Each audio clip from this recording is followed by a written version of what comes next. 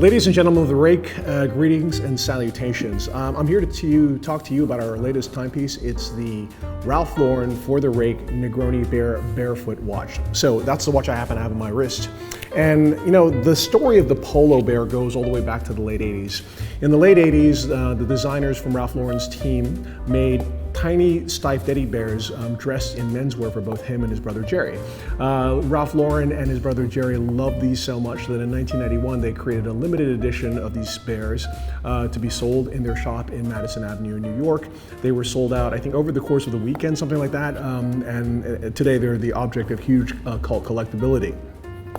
In 2001, Ralph Lauren started to use the Polo Bear as a motif on various different types of clothing, and since then, that has also become the object of cult collectability. There was a collaboration between Ralph Lauren and Palace Skateboards, for example, with a Polo Bear. I think he was doing an ollie on his skateboard, and I think those sweaters are going for something like $1,000, $1,500 today, when I think they were quite a bit less when they were initially launched. So anyway, we've always loved the Polo Bear, and I think particularly during last year, we thought of the Polo Bear as being this beautiful, warm, childlike symbol of hope. But we thought, if we could ever do a Polo Bear, how could we change it up to be more reflective of the identity of the Rake? And we said, okay, he should be drinking a Negroni, because that is kind of our house drink. So we launched last year the Ralph Lauren Polo Bear Negroni Bear New York watch. We call it a New York watch because, of course, that's the birth of Ralph Lauren. It's the roots of Ralph Lauren. And he's dressed in this beautiful black tuxedo. So what you may not know about the Polo Bear is that he is an avid traveler, and he's usually found in various different places, from his country home in Montauk in the Hamptons, or he could even be in Telluride where he has this beautiful ranch. He also has an amazing house in Jamaica, which was once the home of the legendary Bill and Babe Paley. But we reached out to the Polo Bear and we said, listen, sir, Polo Bear, what is it that you would like to do when you first get out of of this crazy situation that we've been in for the last year, when you're fully vaccinated, when people can travel again? And he said, I want to travel to the Maldives.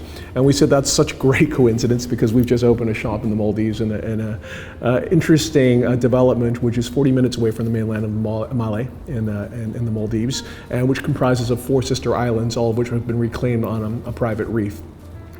So we said, well, why don't we make a tribute to you going to the Maldives and visiting the resort where we will have our first shop?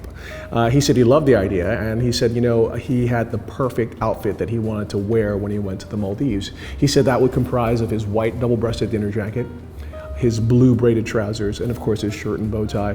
But very interestingly, he said, you know what I'm missing the most of the course of the last year?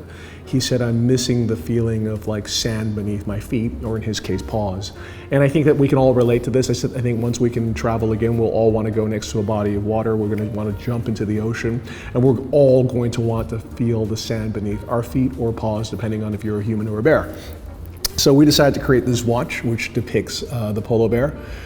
He's wearing his white dinner jacket, he's wearing his blue braided trousers, and he is barefoot, of course. And he's, of course, drinking the Negroni, which is the symbolic drink of the Rake.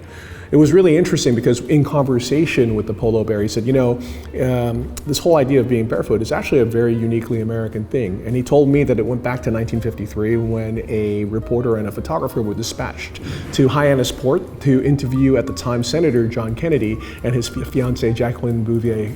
And what was very interesting about the photographs that appeared in Life magazine afterwards in 1953, which was in a story that was called Senator Kennedy Goes A-Courting, if I'm not mistaken, was that the photographer showed them all at play in this sort of beautiful, glamorous setting, but they were never wearing shoes, as you would imagine people wouldn't next to the beach. And soon this idea of being barefoot became this really kind of cool, vagabond chic kind of thing that was done anytime you were in a resort. So we love the idea of being in black tie.